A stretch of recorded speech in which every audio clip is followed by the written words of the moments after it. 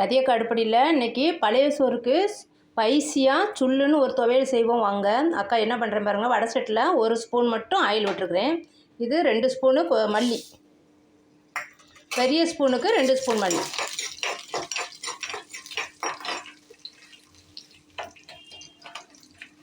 இது கூடவே ஒரு 6 காஞ்ச மிளகா போடுறேன்.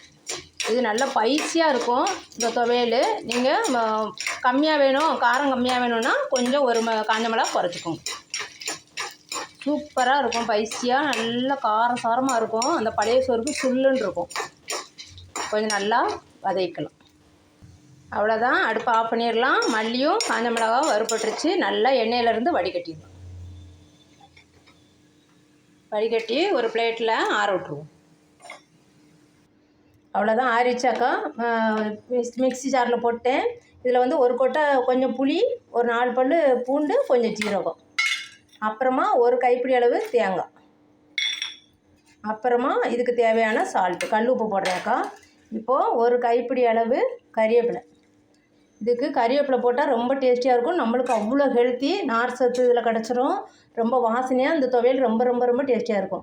இந்த துவையலுக்கு எங்கள் பாட்டி வச்ச பேர் புளி துவையல். ஆனால் நிறைய புளி சேர்ப்பாங்க. எங்கள் வீட்டில் புளி பிடிக்காதுன்னு அக்கா ரொம்ப கம்மியாக சேர்த்துருக்குறேன்.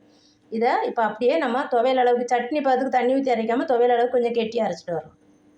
அரைச்சி கொஞ்சம் பரபரன்னு அரைச்சிக்கலாம். ரொம்ப நைஸாக அரைச்சா அந்த துவையலுக்குள்ளே டேஸ்ட் வராதுப்பா. அவ்வளோதான், இது அப்படியே இருக்கட்டும். இன்றைக்கி அக்கா வீட்டில் பழைய சோறு தான். பழைய சோறுக்கு தான் இந்த துவையல். அதுவும் இந்த வெயில் நேரத்தில் அந்த பழைய சோறு மோர் ஊற்றி சாப்பிட்டு இந்த துவையலை சைடிஷாக வச்சுக்கோங்க. அவ்வளோ டேஸ்டியாக இருக்கும். ரொம்ப ரொம்ப ரொம்ப ரொம்ப டேஸ்டி. இது எங்கள் பாட்டி உடைய டிஷ்ஷு. அவ்வளோதான். இதுக்கு அக்கா கொஞ்சம் மோர் ஊற்றிக்கிறேன். கொஞ்சமாக சால்ட்டு போட்டுக்கலாம். இந்த மாதிரி செஞ்சு சாப்பிட்டு பாருங்கள்.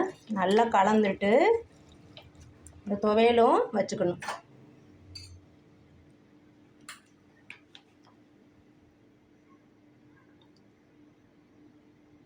வச்சு சாப்பிட்டு பாருங்கள். ரொம்ப ரொம்ப சூப்பராக இருக்கும்.